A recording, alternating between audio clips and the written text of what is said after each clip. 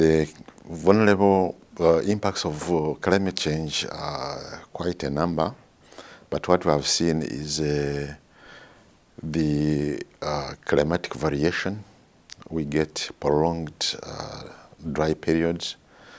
We get a lot of rains with floods, landslides, and all those have impacts on livelihoods, on agriculture, on people's crops, livestock, fish farming.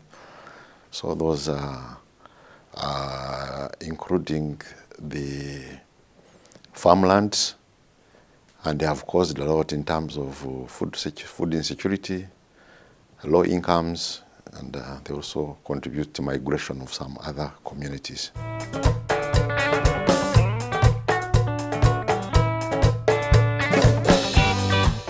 The majority of the communities depend on agriculture for employment, for food, for income. And agriculture is the most vulnerable, sector in terms of, impacts of climate change. So agriculture is a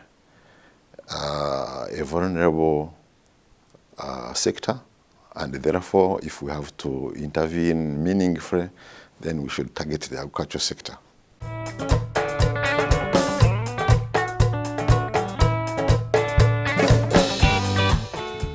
The main needs really is one, we need to provide information. We need information needs about the climate changes, to look at the trends and make predictions which are relatively accurate for that the communities can cope. But the other one is also interventions. We have limited interventions in terms of, adaptation, practices to make sure that the farmers are ready and they can also cope with the impacts.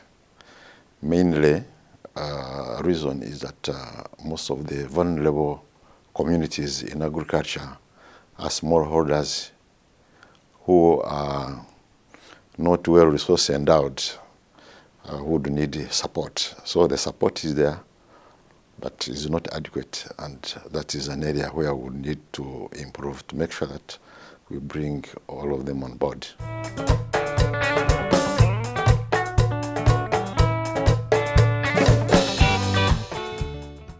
This program is, we are planning adaptation,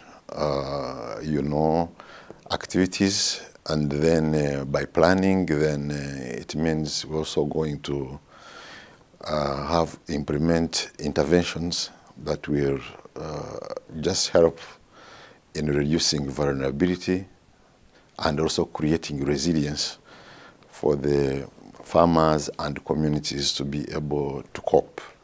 So it adds a lot of value. By 2040, we are looking at also eliminating elements of food insecurity.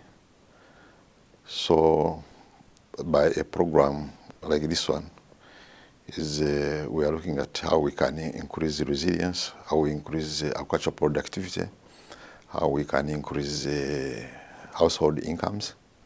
So it is indeed very important.